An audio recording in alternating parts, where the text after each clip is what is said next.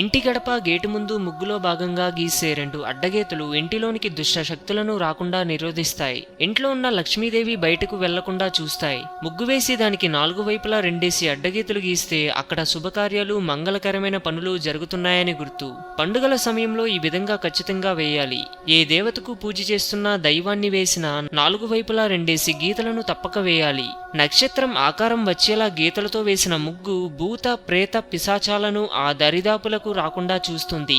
అంతేకాదు, మనం వేసే పద్మాలు, చుక్కలు, ముగ్గులలో కూడా మనకు తెలియని అనేక కోణాలు దాగి ఉన్నాయి. అవి కేవలం గీతలే కాదు, యంత్రాలు కూడా.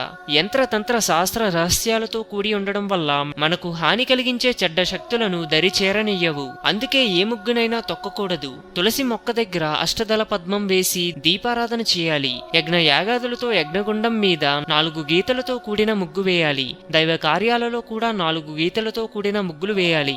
నూతన వధూవరులు తొలిసారి భోజనం చేసే సమయంలో వారి చుట్టుప్రక్కల లతలు, పుష్పాలు, తీగలతో కూడిన ముగ్గులు వేయాలి.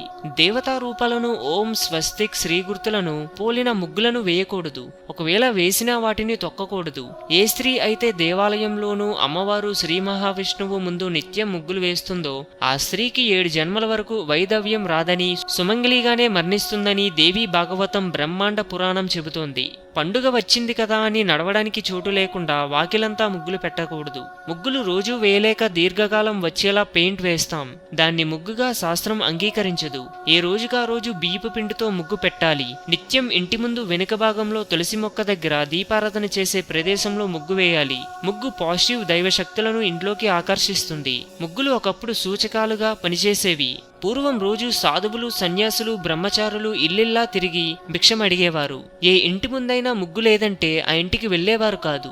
వారే కాదు, అడుక్కునేవారు కూడా ముగ్గులేని ఇళ్లకు వెళ్లి అడుక్కునేవారు కాదు. ముగ్గు లేదంటే అక్కడ అశుభం జరిగిందని గుర్తు. అందుకే మరణించిన వారికి శ్రాద్ధ కర్మాలు చేసే రోజున ఉదయం ఇంటి ముందు ముగ్గు వేయరు. శ్రాద్ధ కర్మ పూర్తయిన వెంటనే అది మధ్యాహ్నమైనా ముగ్గు వేస్తారు. ముగ్గులు వెనుక సామాజిక, మానసిక, ఆరోగ్య, ఆధ్యాత్మికమైన అనేక రహస్య కోణాలు దాగి ఉన్నాయి. మనం ఆచరించే ఏ ఆచారము మూఢనమ్మకం కాదు. మన ఆచార సంప్రదాయాలన్నీ అనేక అర్థాలు, పరమార్థాలతో కూడినవి.